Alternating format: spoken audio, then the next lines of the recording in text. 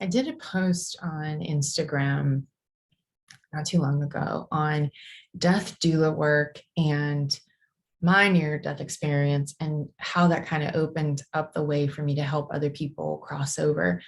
That post got a lot of attention, and I didn't realize what a big deal and strong point of attraction death doula work is for people right now. So I wanted to discuss that with you and kind of tell you like what happened with me and how I got into the death doula work through my own near death experience. So I had a near death experience in 2001 where I lost a baby and I almost bled to death, and I crossed over to the other side for a moment and didn't stay there. But what I was able to see took away all the fear in my life and all of the things that I had been doing, like all the stupid stuff I was spending worry and emotional energy on, worrying about things that just didn't matter. Every single bit of that went away. Every bit of fear of what people thought or people pleasing, all the stuff that just doesn't matter. Like when we say, don't sweat the small stuff. Well, that's exactly what happened when I was able to access the other side, see it, have the most beautiful experience of knowing what's to come and feeling very excited about what's to come after this particular version of experiential learning that we're getting here in this dimension, in this one little tiny bit of infinite possibility that we have. That's what it felt like to me. So it really opened me up. It changed my whole life. It was such a game changer for me in terms of stepping out of that fear and conditioning and living my life on purpose and knowing beyond a shadow of a doubt, I had no doubt of my purpose, my soul purpose, and the purpose work that I was here to do. And I had wanted to stay in the beautiful love and expansion of not being limited to the physical in this plane, in this existence. I wanted to stay, but it was very clear to me that it was not my time, that I had work to do here. And so when I came back, I just got really resolved and passionate about, all right, I'm here. I'm supposed to be here. I'm not supposed to be over there yet. When it's my time, that will be amazing. But right now, I've got to make the most of this. Well, and I should say, I realized you don't have to make the most of it while you're here. You can waste it. And I knew when I came back from that experience, I was not going to waste one more precious second of being here. So I would say that that was definitely my spiritual awakening moment. And I just have made the most of it, or at least tried to ever since I came back. I came back in this body.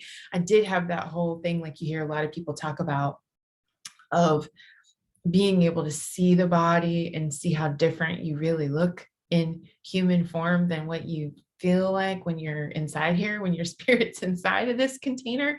It's very different when you're looking at it like from a more zoomed out perspective. But I got a lot more perspective on being here, not being afraid, living on purpose, and really delving into my own purpose work so that I can help other people access what they're here to do and what are their unique gifts. What is their life for? Instead of us just walking around kind of sleepwalking, just existing, doing jobs that we don't particularly enjoy, or spending our time being plugged into someone else's thoughts through weird programming and entertainment. All of that just kind of went away. So it was a natural progression that I started helping people die. And I mentioned that on an interview I did not long ago, also on Instagram, that a physician came to me one time and said, I want you to help me learn how to die well. And I loved that so much that an accomplished, successful medical professional could lean into the excitement of the possibilities. There's more to connect with on the other side. There's a great value in learning how to die well.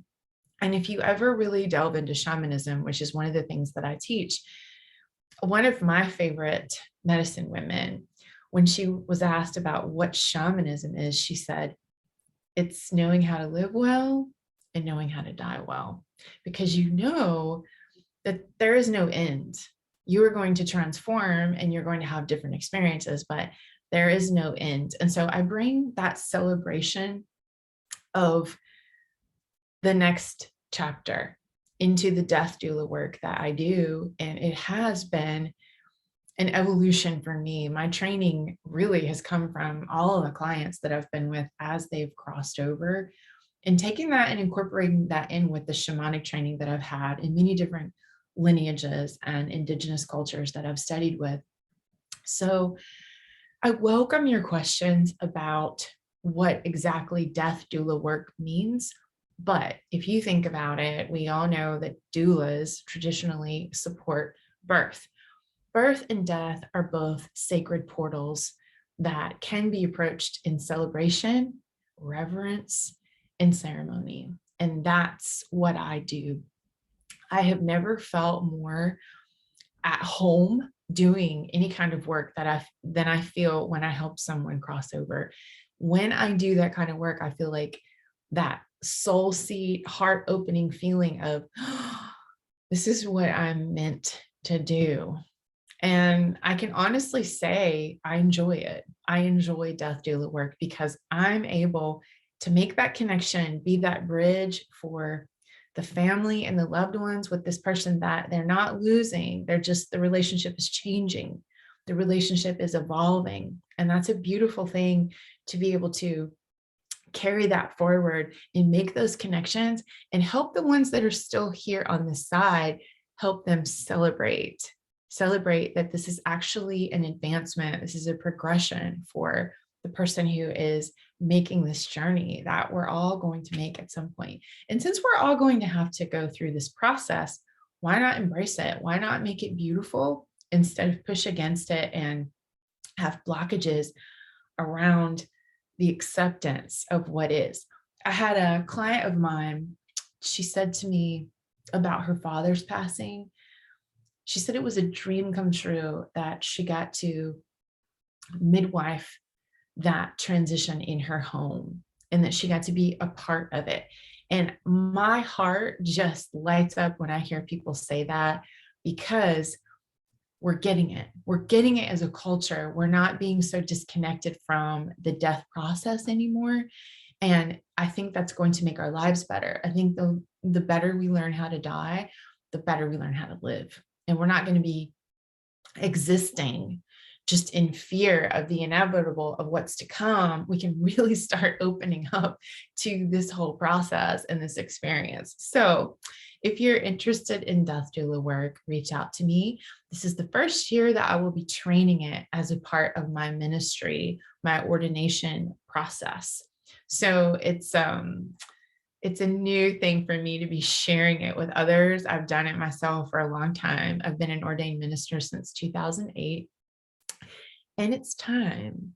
I feel like with as many crossovers as we're seeing, this is not something new. Dolores Cannon, all of the ancient indigenous prophecy, they all said there would be like a mass crossover transitioning period as we expand in consciousness and as planet Earth evolves and accelerates and changes dimensionally. That's what's happening. So some people might look at, wow, all these people are crossing over. They might look at that in a negative way, but I really don't. And it's my gift and my offering to bring the celebration, to bring the reverence, and looking at something sacred, which might have been something scary to us beforehand. That's another thing my client mentioned when I was working with her around the process of her father passing away. She said everything that she had feared so much and dreaded so much ended up being so empowering and beautiful when she actually went through it. So anything that is scaring you right now that's pending, or how we project on what things are going to look like in our lives and how they sometimes don't end up looking that way at all. Think about that. Think about if you embrace it and you have consciousness going into the process of whatever it is, whether it's going to be our own death that brings us fear, or the process of someone else transitioning, There are people that can help you. There are people that can hold space for you and teach you the sacredness. I always liken the word scared, the word sacred. They have all the same letters.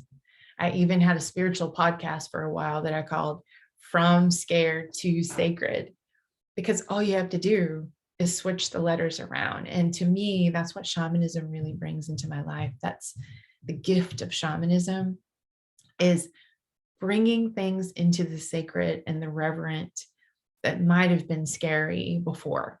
So you're not alone. Death has been at the forefront of everyone's consciousness since this whole pandemic started. We've thought about death in a much different way. We've had to experience death possibly in a new and more focused way than collectively we had before.